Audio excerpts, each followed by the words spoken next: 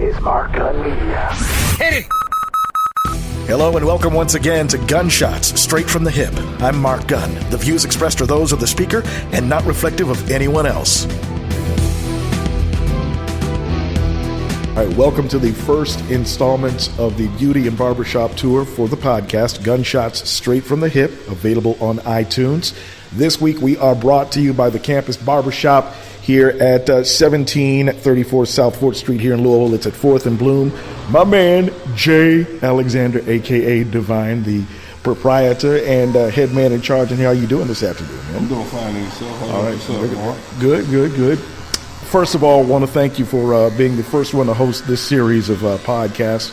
The reason that we are choosing Beauties and Barbershops is because this is where we keep it real, and this is where everybody can get in on the conversation, things that affect us as a community and things that affect not only Louisville, but us as a nation.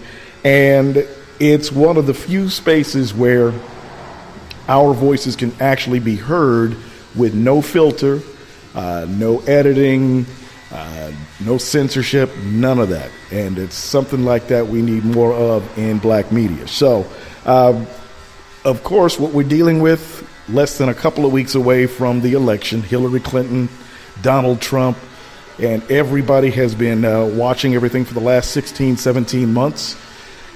And it can only be described as a very tragic comedy. You've got one candidate who, on paper, is probably the most qualified person to be the president of the United States, and another one, on paper, who doesn't have any business handling anybody's piggy bank, much less the nation's economy.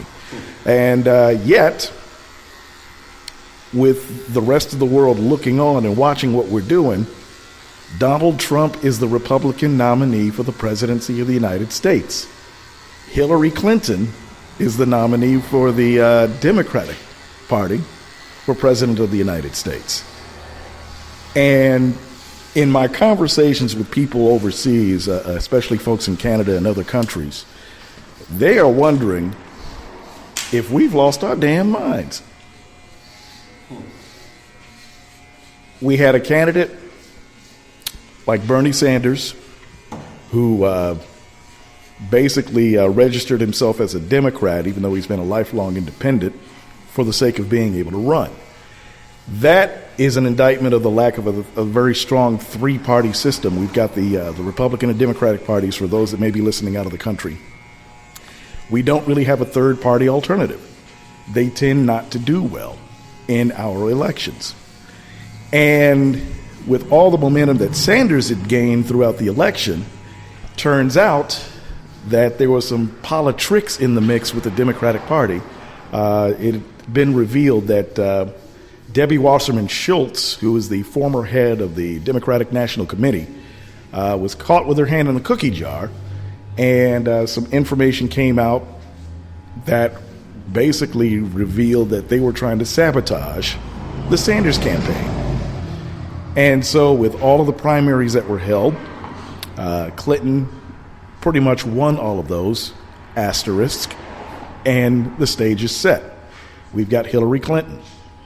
On the Republican side of the ledger, you got a bunch of cowards that steadfast and solidly went behind a candidate that they have absolutely no business running.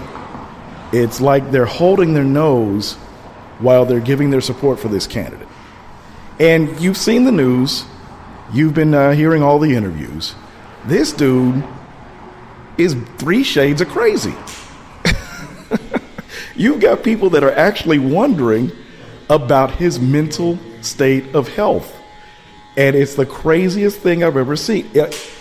In my over 5 decades of living on this earth, and I'm a big political student, and I've watched politics pretty much all my life, I have never, ever seen anything this crazy.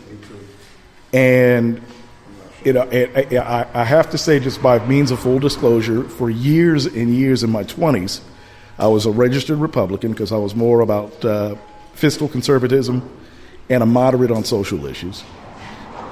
When the Republican Party basically stopped hiding its racist nature during the 2006-2007 campaign, I basically left the party, registered as a Democrat. When the shenanigans with Bernie Sanders came to light, I decided I was going to leave the Democratic Party, and now I'm a registered independent. So I feel rather comfortable in throwing shade at both parties. And it's something that I think we as a people need to do, and I'll get more into that in just a little bit. But like I said, one of the reasons for having this space and doing this beauty and barbershop tours is because it's a chance for everybody to get involved in the conversation, and this is for a chance for everybody to get their thoughts in. And I know my man Divine is a huge student of politics, and we talked about this before, man. Just in a nutshell, what are your thoughts on what you're seeing with this campaign, man? Me personally, again, I think it's a sideshow, to be honest. We have like you said earlier, a candidate on paper who is more qualified due to where she's been, who she's been connected with. That's in Hillary Clinton. Mm-hmm. And then on the other side, you have an individual like Donald Trump who just wanted to run for presidency, and he's beat out Republicans who were more qualified than him on paper as far as presidency goes. So I just think it's a sideshow. It's interesting. I watch it every chance I get. Mm-hmm.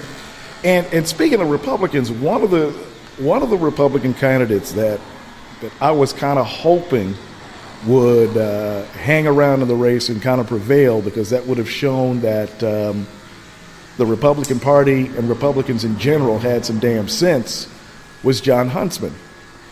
And somewhere along the line, being a moderate and being a Republican became obscene. And there was no longer a place for people like John Huntsman within the party. So where are moderates supposed to go? People that, that may have conservative views on the economy and some other social issues, but can be described as moderates, that can actually work with both sides of the aisle and have some common sense. Where are they supposed to go now? And you see that a lot of Republicans, because either political expediency or they're seeing their positions in jeopardy perhaps, are pretty much distancing themselves from Donald Trump and have publicly stated that they would be voting for Hillary Clinton. And the school of thought for me on that is, it's too late. You cannot change your position at this late game this late in the game, because if you go all the way back to 2012 during the midterms and pretty much the rise of the Tea Party, while they were going batshit crazy, a lot of y'all were saying nothing. You were tacitly giving approval of their racist messaging. You were tacitly giving approval of pretty much all of the craziness they had to say about anybody that did not agree with them.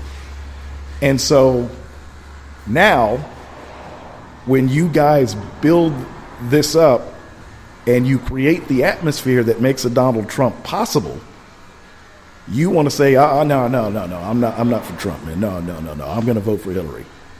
As if that is going to somehow redeem you politically. This is the Frankenstein monster that you created, and now you want to try to run away from it. And I'm hoping that there's going to be a lot of folks that will continue to hold you accountable for that and will not let you slide in that regard. So while we continue to be inundated with the Hillary Clinton, Donald Trump sideshow, and you're seeing more and more people, for the sake of political expediency, trying to distance themselves. And you see moderate Republicans who have been vocal against this whole thing from the beginning. However, they've had their voices drowned out.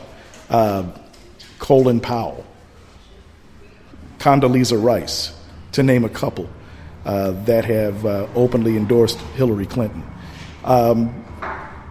It's just bizarre at this point.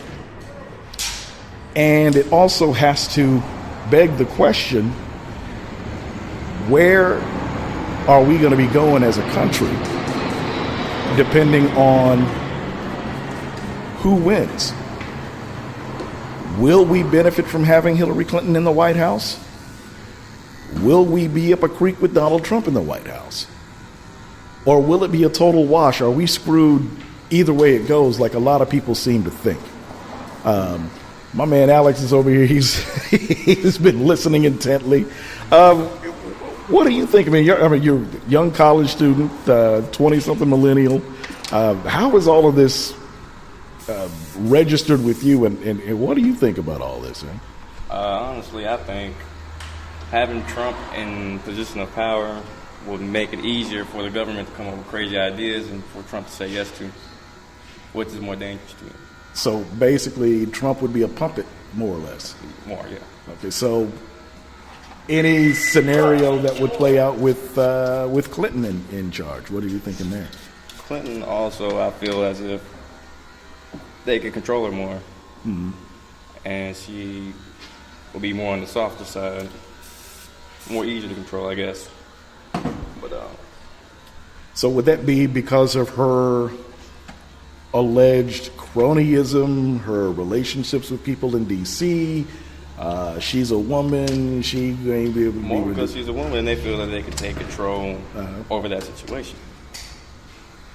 But at the same time, she's been in this position somewhat before, right? Which almost seems like a more smarter decision to me. Right. See, and like I said, on paper, she's probably the most qualified person we've ever had to run as president. But the takeaway is all of this negative stuff about her that, that people are giving her the side eye. I mean, is that where you are, or how are you seeing her as a candidate? Everybody has their negative side. Everybody has their downfalls and their flaws, I guess.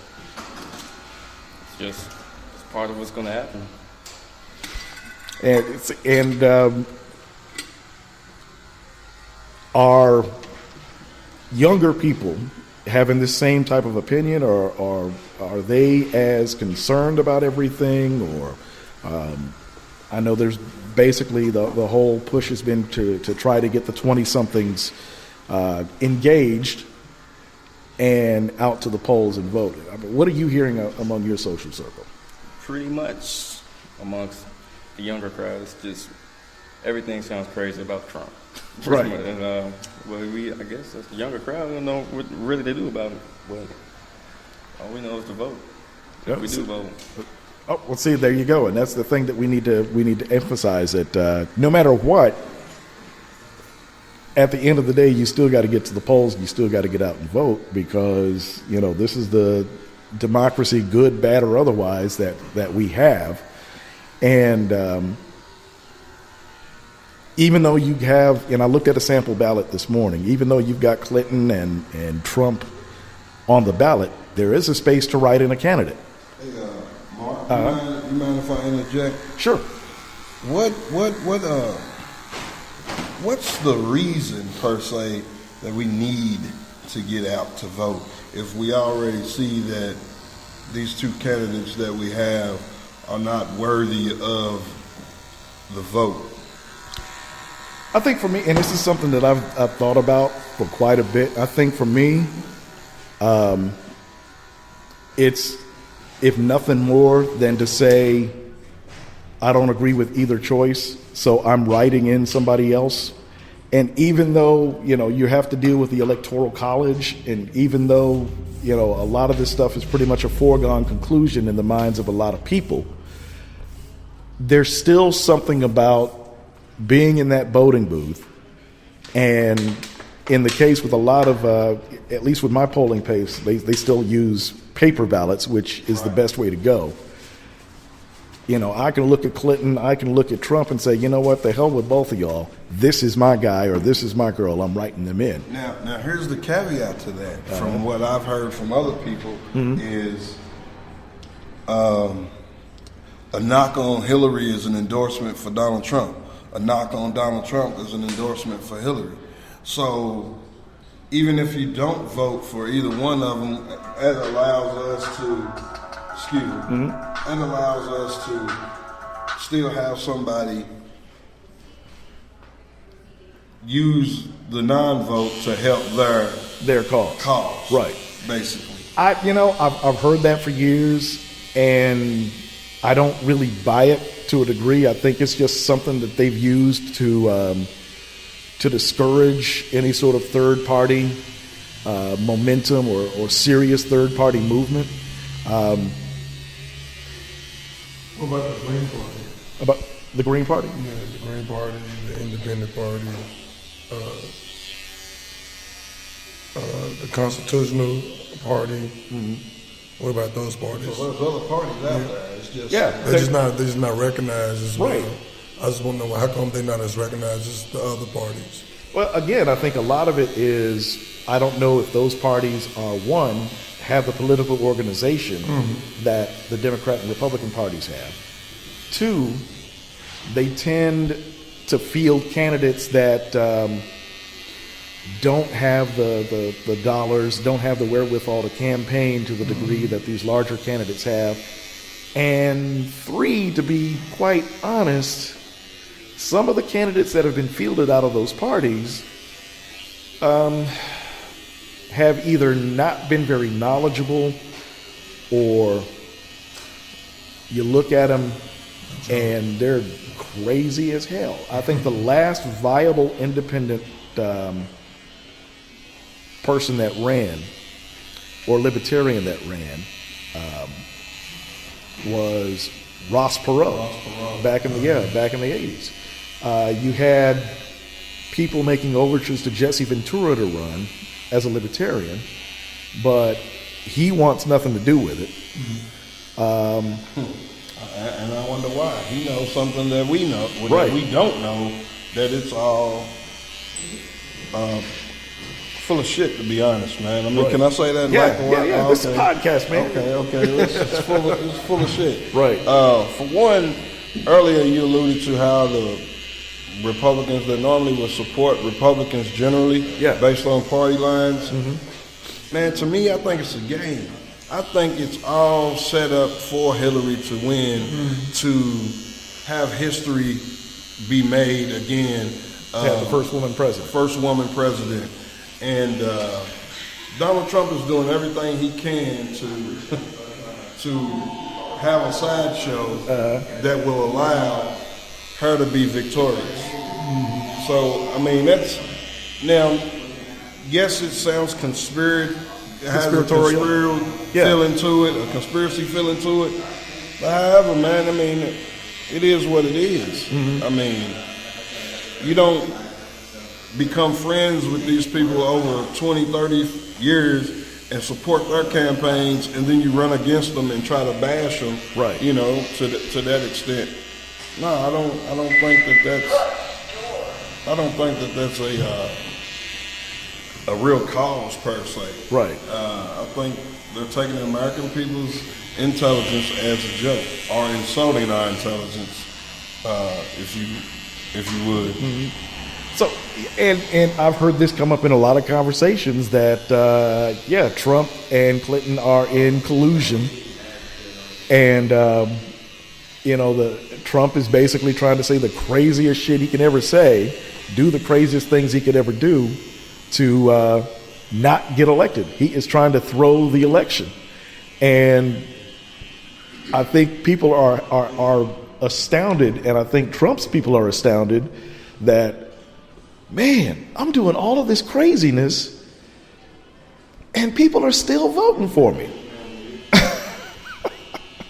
And I mean, and if you think about it, that's kind of a logical take on it. What's your name, sir? Channing Banks. All right, Mr. Banks, and you've heard us chopping this up a little bit and sitting over here deep in thought. What are your thoughts on this whole thing? I think the fact that he was even able to make it this far is a testament of itself of just the overall integrity of the nation in general, that he would allow that man to make it that far, saying what he's saying, doing what he's doing. it really makes America almost look like the laughing stock of the world to have him on that platform with her, and as well as on the flip side, Mrs. Clinton or Senator Clinton, with people questioning her integrity, but as as Jay said and other people said, she's definitely qualified being in office as long as she's been in office, being a first lady, still being in office, even to run. I think it's very interesting to see. Even the last debate, not even so much debate, the dinner the day after. Right, the Al Smith dinner, right. That was far worse than the debate. I mean, that was just disgusting. And then they did it in front of the Pope. Oh. They were doing all that in front of the Pope. On top of that, it's just crazy. Yeah, I mean, even children are seeing that there's something wrong with this. Right. They had Michael Strahan had a segment on Good Morning America, and they were asking the kids what they felt about it, and the kids said that they were acting like kids. Wow. The kids said that these two candidates were acting like kids. Like I think one of them said, "I just want them to stop talking about each other." Oh man! All right, you are listening to Gunshots Straight from the Hip. We are doing the Beauty and Barbershop Tour for the first time, taking the podcast on the road. These episodes are available on iTunes and other media platforms. And if you happen to be a beauty and barbershop and you want to be a part of this tour, get at me, definitely. Reach out to me on Facebook. Look for Gunshots Straight from the Hip or look for Mark Gunn Media. And we can tell you how you can be a part of this podcast. And it's extremely affordable as well, okay? Tell you what, we've got more of our conversation about election 2016 coming up. Stay close.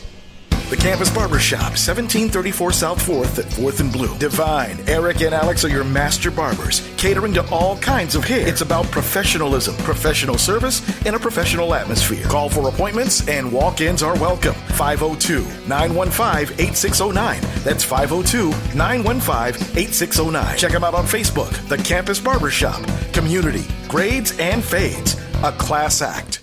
This is where you would hear your professionally produced commercial as a sponsor of this podcast. Podcasting is the latest innovation that businesses are just now beginning to discover. It's more cost-effective and more affordable than traditional media. The beauty of being a part of a podcast is that your message has the potential of being heard and downloaded by millions of listeners, and your brand is a part of that podcast forever.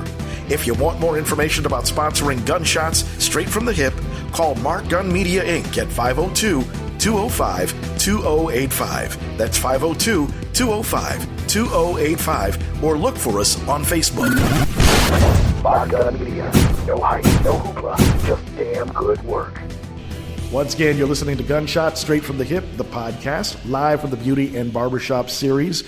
Stop number one is here at the Campus Barbershop at 1734 South 4th Street. We are at 4th and Bloom.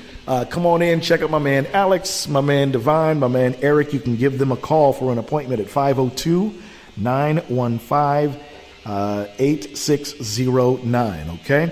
And we are talking about the election 2016, Trump versus Clinton, the whole clown sideshow, and we're getting people's thoughts on the election itself. And the reason, again, that we're doing the Beauty and Barbershop series is because this, for those that don't spend a lot of time in Black America, this is our temple. This is our church. This is our truth. This is where we come to keep it all the way real, all right?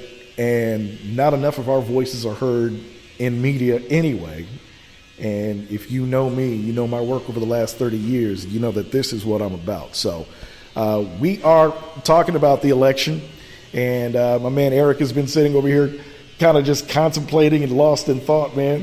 What are some of your thoughts on what's happening here? I mean, honestly, when it boils down to it, I mean, neither Trump or Hillary, either one are even fit to run the country. Mm-hmm. I mean, I don't know if I could even cast a vote for either one of them at this point. I mean, I like Donald Trump when I first heard his announcement speech, but over the past year, everything's been going way, way downhill. Mm-hmm. I mean, he's getting way too over the top about a lot of stuff. Now, when he decided to run, and you were excited about that, what were some of the things that made you think at the time that he would be good for the country? I mean, there's just a lot of views that he was making in his announcement speech that I was in favor for. Mm-hmm. But then again, once time started going, he got way too over the top. Mm-hmm. I mean, it was just like he didn't have no silence button whatsoever on his mouth at all. And that's the one thing that people are saying that they liked about him. It's like he speaks his mind. I mean, I like the fact that he speaks his mind, but there's a huge difference in speaking your mind and saying what you want to say, and then going about it the way he does, or just being batshit crazy. Right. I mean, that's exactly what it is. I mean, it's every debate that you've seen is a comedy act. Mm-hmm. I mean, it just looks like it's just staged. It should be aired on like MTV or Comedy Central instead of CNN. Right. And speaking of which, you've seen the stuff that Saturday Night Live's been able to do with it. Oh, yeah. Well, he is a person that likes somebody to speak their mind. I like the fact that he spoke his mind. For one, he's not controlled by anybody as far as dollars or campaign is concerned. Right. So a lot of times you need people who's able to do so like that. Like, I guess I'm going backwards, but there was a hip-hop artist by the name of Tupac Shakur that initially wanted to start his own, or not necessarily his own, but our own as a African-American group. He wanted to start a new party, a new political party that would be inclusive for African Americans. Right. And I guess when you begin to start speaking truth to power, power doesn't really like it because then you're disrupting what they initially have in place. Mm-hmm. And you have to get rid of people like those people, but at one time, Tupac was able to speak his mind and on political issues and the way we were treated in the ghettos in the community and things of that nature. So I actually honor people who actually speak their mind because it's if you stand for nothing, you fall for anything type situation. You know what I mean? So now. And to quote a line from Living Color's Cult of Personality, when a leader speaks, a leader dies. So that pretty much sums that up. Now, since you were saying, Eric, that neither candidate is qualified to run the country, would that discourage you from voting, or are you looking further down the ballot at that down? I mean, when you look at it, I mean, like on paper, I mean, you could say that Hillary Clinton is qualified to run the country. Right. I mean, that's without a doubt. She's been Secretary of State. I mean, she's done all this stuff in political offices. But, I mean, when it boils down to it, though, I mean, I think personally what America really does need is someone that's not a politician in office. Mm-hmm. Like, I'm not saying that an American citizen to be taken into office, like who lives, outlives like the actual day-to-day life, instead of sitting in an office making $300,000 to $400,000 a year to pretty much do nothing. Mm-hmm. I mean, it's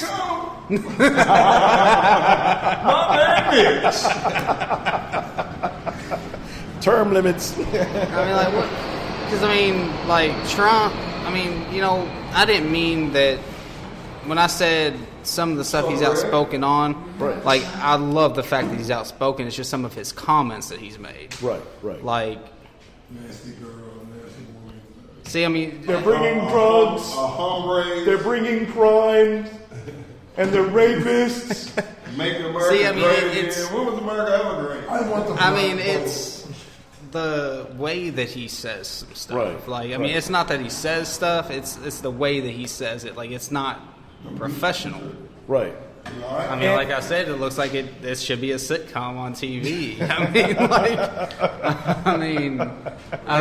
like Trump and Clinton. Like, I mean, that just should just be aired on ABC Family like every Friday night at 9:00. Oh man. I mean, like, it's and just, as long as this campaign goes, That's going to be more material for Saturday Night Live to have. Oh yeah.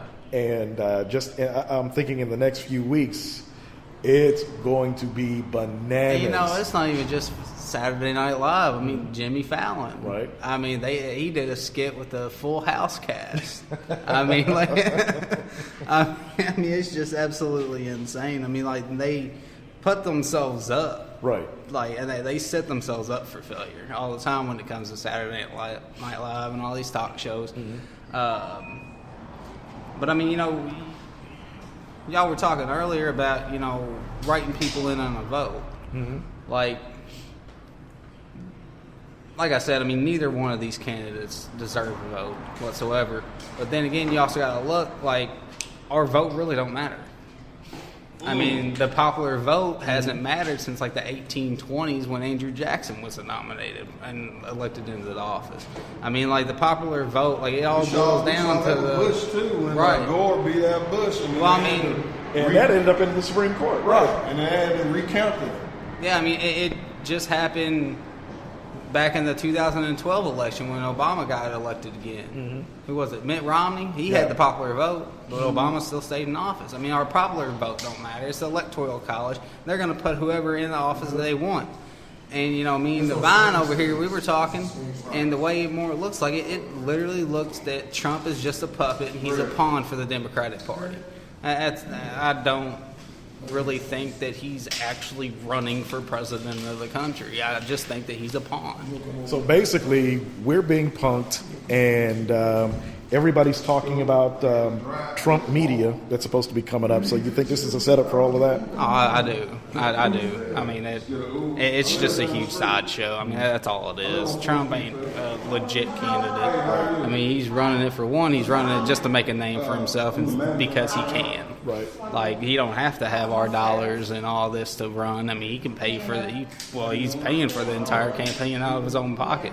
He's pretty much trying to buy into the presidency of the United States. And it can't work like that. I mean, it just don't. Like, I mean, he made a comment, I think, in his announcement speech that he would take a salary of $1 a year to be president of the country. Like, come on, man. No, you won't. You ain't gonna do that. Like, I mean, I want my paycheck, and I want it now. Trump wants his paycheck now.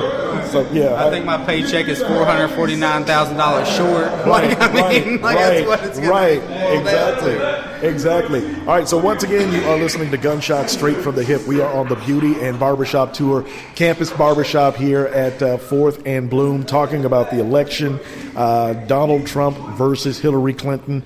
And one of the other things that has to be talked about a little bit more is down ballots. So while everybody's focusing on Trump versus Clinton, we've got a House of Representatives majority controlled by Republicans that for the last couple of years, well, really ever since 2009, their modus operandi is stop this black dude from getting anything done. And I mean, you remember Mitch McConnell's words. Our goal, My man Mitch. is to ensure that President Obama is a one-term president. Right. And one of the questions, because we were talking about down balloting, and the Clinton-Trump race being such a distraction as a means of, okay, y'all watch this sideshow over here on the right, while the same politicians that have been doing nothing continue to hold office and continue to do nothing. And you've already heard John McCain out of Arizona pretty much let everybody know that they were going to do everything they could to block any of Secretary Clinton's Supreme Court nominees. So the game is already on. So how important is it that we pay attention to these down ballot races? But man, Reverend Coleman has just stopped by the shop to get, or Coleman, I'm sorry, as We sure miss Reverend Coleman. right, Yes, right. And normally I wouldn't mix politics and religion, but since you're here in the shop and you're here in the chair, your thoughts, sir? Concerning, Down ballot races. Oh yeah, they're very important. For me, probably more important than the presidential election because that's where the gridlock happens, is in the down ballot races. And if we don't pay more attention to those, we'll get 4 more years of what we've been getting from the Congress and the Senate. And we can't really blame the president, who may be trying as Obama was trying. If Hillary get in, which I suppose she will, she get in, it'll be a lot of the same, regardless of that, you know. And that seems to be the prevailing opinion of a lot of black folks. It's like you got some that are, really rah-rah over Clinton. You had a church here locally host her when she was here. And you also have a lot of us that are thinking, and my wife has pretty much said, we're screwed either way. Right. And, I mean, is that what you're hearing among the congregations, among people that you're talking to? It is, but you don't like to mix the two. Right. But I can't help but tell you I believe in divine intervention. So because of that, whatever happens, if she get in, it's going to work out. Maybe slower. But if he get in, it's going to work out. Maybe rougher, but it's going to work out sooner or later. Work out? What do you mean work out? What do you mean by work out? Well, I mean, we're going to survive. That's what I mean. We're going to survive. It may be rough. So nobody will be crazy enough to hit the red button, is what you're saying. Is what I'm saying. Now, go ahead. Which I know it's always that possibility when you're dealing with somebody whose temperament is not what it ought to be to have the office. But I think in a few more days we won't have to guess about whether who's going to be in office. Right. Now, and there's also a school of thought that says that if Clinton wins, we get the country that we deserve. If Trump wins, we get the country that we deserve. And that's based on all of the other social issues that we're dealing with right now. With police, that we've been dealing with for the last 400 years. Police brutality, institutional racism. So it's like, as Malcolm X said, with one of these candidates, Americans' chickens are coming home to roost. Certainly agree with that. I certainly agree with that. We're not going to. It's not going to be perfect with Hillary in there as well. She's not going to give us everything that we need, But I believe she is more compassionate to the concerns of our people over Donald Trump. We know when he says "Make America Great Again," America wasn't never great for us. So I can't. He's talking from his perspective, which we know what his perspective is. So. As a 70-year-old white man. Right. We know what his is. So I think that she have a finger more on the pulse of what we're going through, even though she may not have always been there. I think that she's getting there. And I was listening to her and to Michelle the other day. They hadn't always been friends, but Michelle says she's her friend now. And so I think with that kind of influence, that she'll try to do what she can do to make things better for us. Hey, how you doing, man? What that looks like, I don't know yet. Right. I mean, and I tend to be rather cynical on that regard because I see a lot of things being done for political expediency. And the main knock that I've always had against Clinton is that it's so obvious that she's pandering to black folks. Hot sauce in your purse, come on. Yeah. And I also blame black media to a degree because in those opportunities that we've had to speak to her,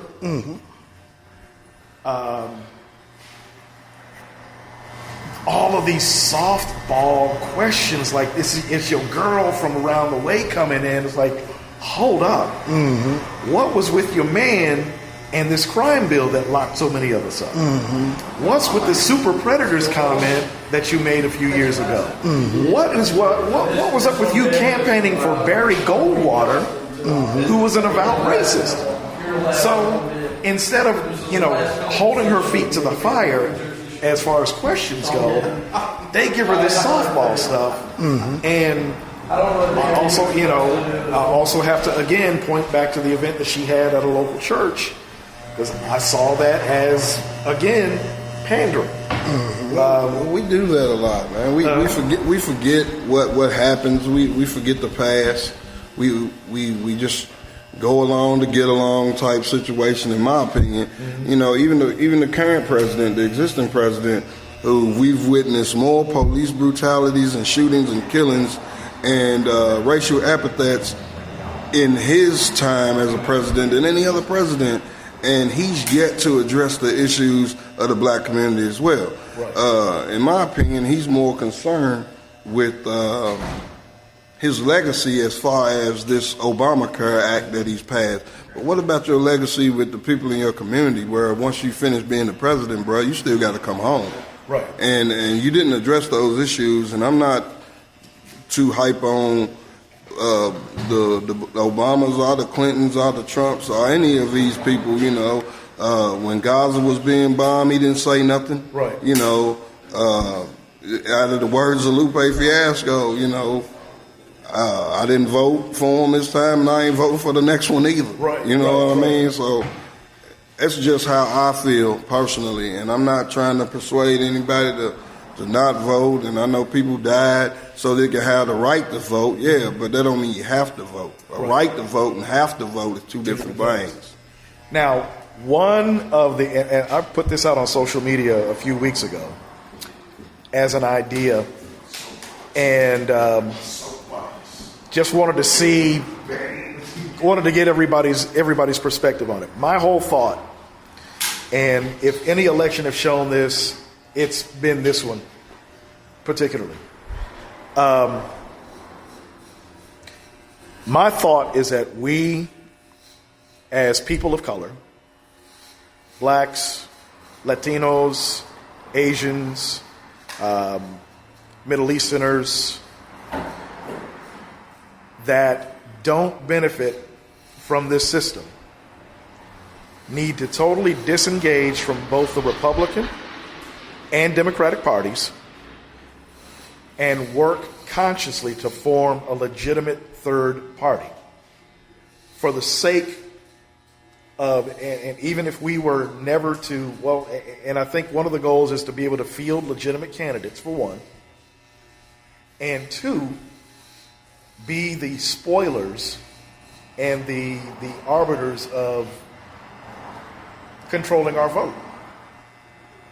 So no matter what happens come election time, at the end of the day, candidates have to come to us for our vote. And if we control our own major party, that leads to controlling our own economics, our own education, basically kind of a throwback on the original Black Panther 10-point program, except you make politics the 11th point of that program. So in 2016, how possible would something like that be, realistically speaking? I mean, in theory, man, it sounds good. In theory, it does. But practically, man, we so divided based on the egos within our community that unfortunately has allowed this disassociation or disunity or the lack of unity or what have you.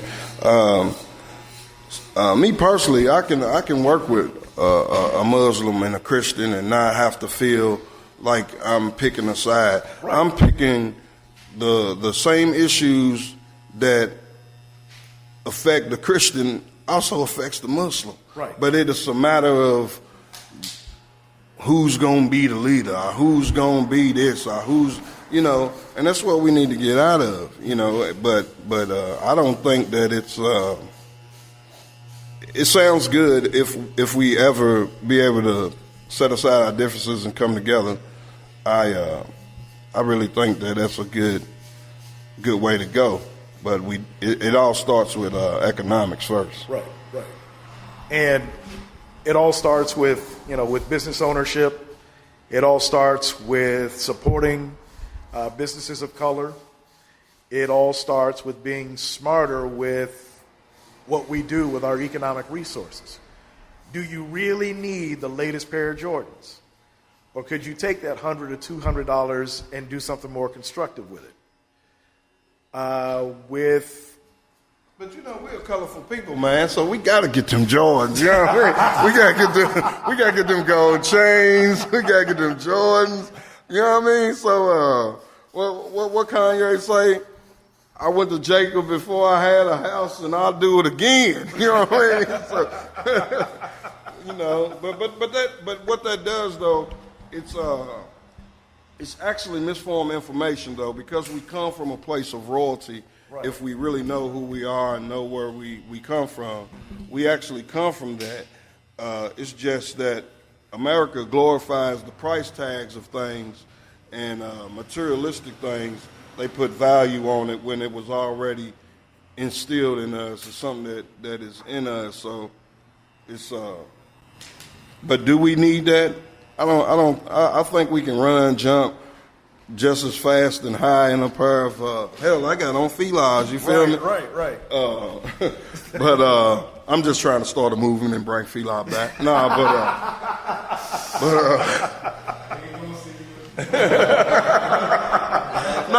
I'm just saying, man. but my point is, I'm not one that follows the crowd. I kind of try to go against the grain, just to show that you can go against the grain and still be influential, supportive, or what have you. You know, so in my opinion. All right, so once again, it's Gunshot Straight from the Hip, the podcast, live with the Beauty and Barbershop Tour. We are at Champs Barbershop. Not Champs, the campus. You know what I said, Champs? Because you said Filas. Yeah. Filas, athletic gear. Okay. So that's one shout out to Champs, because that's where I get a lot of my gear anyway. So, which also, you know, where are the black-owned sports memorabilia shops? You know, I'd rather buy my stuff from there. Yes, sir. When you talk about black-owned businesses and black economics, black economics is poor in general, because if you look at the Jewish community, the Jewish dollar turns over, I believe, 16 times. 16 times before they release their own community. So I believe our money turns over at a maximum once or twice. It's because we don't go within to get what we need. So even like how you made the reference to Champs, just jokingly, but why aren't there any black manufacturers of shoes? Right. Or more black-owned, even franchising a Foot Locker or, you know, something like that. So I think that we need to continue to try to expand. Like me myself, I'm actually I'm a business student. Oh, okay. And I study religion as well. And I think the lasting effects of it is tremendous. Like I believe Reverend Jesse Jackson said when he came to town that we got a good grade and a bad lesson. Right. So I think the way that America teaches economics is terrible. And and it's a quick shout out to my man, Dr. Boyce Watkins, who is a former professor of economics at Syracuse. He has a black economics boot camp that he teaches. And you can find out more information about his work on Facebook. So shout out to Boyce Watkins, who's one of the teachers that's trying to get us there where we need to go economically. Final question before we wrap this up, and I want everybody's thoughts on this. And if we all had to be in absolute lockstep about one thing that would improve the overall condition of people of color, unequivocally, undeniably, absolutely, positively, 100% had to be down, locked into your DNA, no changing it, no time, no way, nowhere. What would that thing be? I'll give you a couple of seconds to think about it. And I preface the question with basically a recurring dream that I've had. And that dream was to be able to snap my fingers and bring all of us into one disciplined mindset, no matter where we were in the world, in the country. And that mindset would be all about knowledge of self. That mindset would be all about our physical and spiritual health. And that mindset would be such that we would do things in a uniformed fashion, but it would be so covert that the rest of society wouldn't realize what was happening until it was too late, when all of a sudden black, brown, red, and yellow dollars started disappearing from the mainstream economy. Blighted areas of the country started getting bought up and then built up. You started seeing public schools losing numbers because kids were being homeschooled. Everything that, again, would benefit us being done in a uniform fashion. So that's where the question comes from. The one thing we would need to be lockstep about in order to be able to progress as people. You pretty much said it, man. Having a knowledge of self and a commonality of what our issues are, yeah. But I thought that's what the Rainbow Coalition was for some 20, 30, 40 years ago.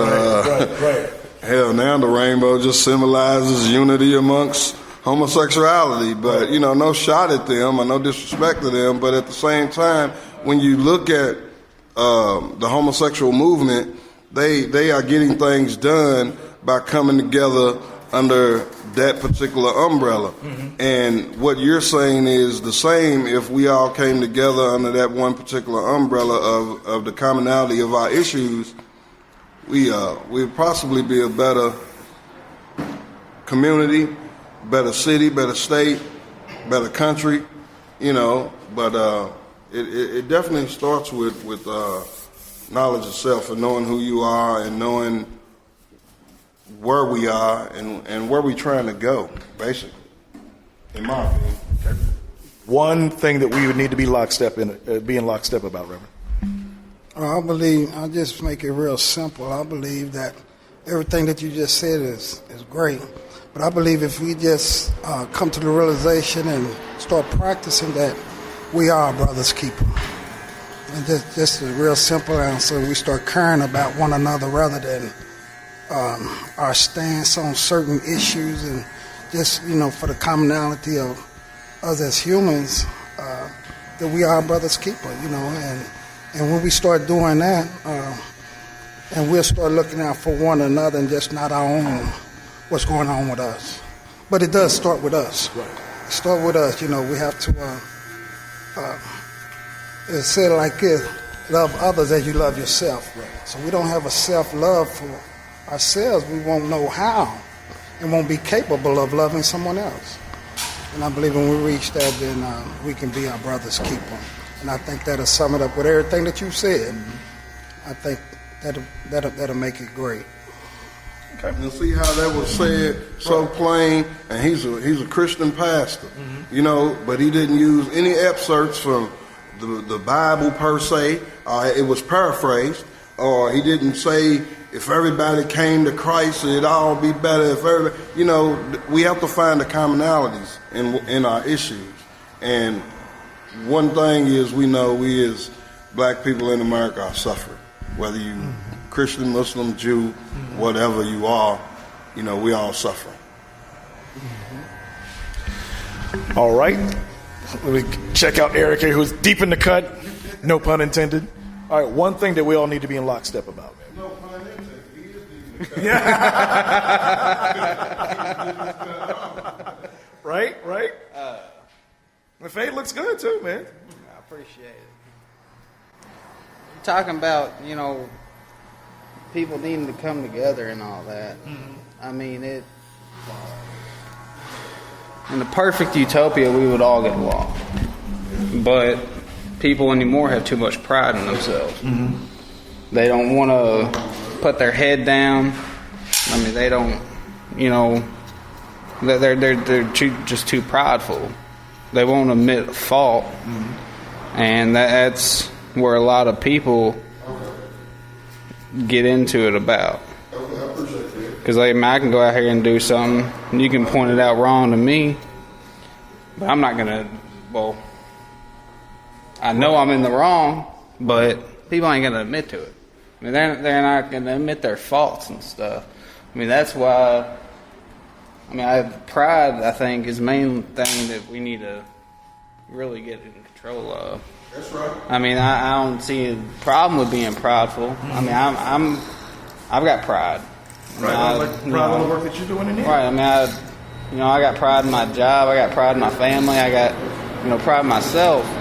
But when people take it too far to saying pretty much that, they're above somebody else, that's not how I see it at all. I'm not a step above you. I'm not a step above this man right here. He's a college student. I mean, I've been out in the work the working for like 7-8 years. Right. I might have a tiny bit more knowledge about like in depth of life, but that don't make me better than him. Right. I mean, that's just what it is. I mean, that's just what it comes down to. Is like people stop thinking that they're better than everybody else. I mean, everyone would be able to get along a whole lot better. I could probably sum up into one word, and that's Sankofa. Sankofa. Expound, please.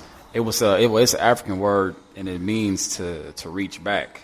And it was a movie as well, and I learned about it in my class. But the whole concept is for us as people to go back and realize where we came from and what we were before we were here, in order for us to go forward. So this is the whole quote: "If you knew better, you would do better." Right. So like, if we knew that we were already kings and queens, and if we knew that we were already in control of our own destiny and originators of kingdoms and civilization and all that thing, we wouldn't go for the stuff that we go for now. So I think that would definitely help going forward. All right. I want to thank everybody that's here at Campus Barbershop 4th and Bloom. This has been the first stop of the Gunshots Straight from the Hip podcast. Again, these podcasts are available every week on iTunes, Spreaker, and other social media platforms. If you are an owner of a shop, beauty or barbershop, and you want to be a part of this tour, definitely reach out to me. You can get a hold of me on Facebook. Just look for Mark Gun Media or Gunshots Straight from the Hip, and I can give you details on how you can be a part of this, because it is extremely affordable and so cost effective when you realize that the staying power of a podcast far outlasts that of any traditional media. So once again, we will be on tour again next week, and we want you to be here. Gunshots Straight from the Hip.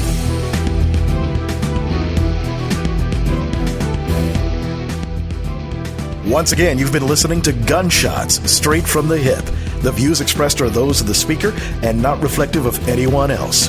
If you have any comments or questions, feel free to send me an email to markgunmedia@gmail.com or leave your comments in the space provided below. Thank you for listening.